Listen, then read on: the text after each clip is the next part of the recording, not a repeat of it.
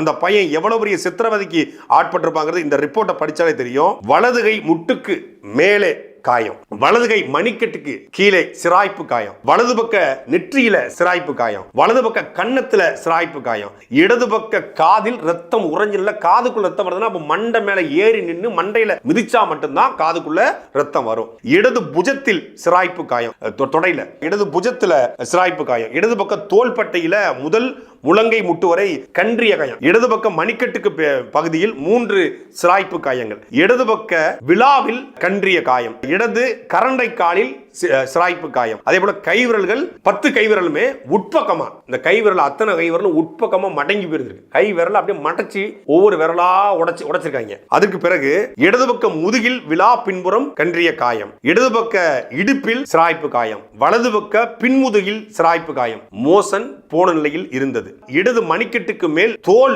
பிரிஞ்சிருச்சு, இடது கால் பாதத்துக்கு மேல சிராய்ப்பு காயம். உடம்பு முழுக்க அடிங்க. இதுக்கு மேல என்ன உடம்புல பாகம் இருக்கு?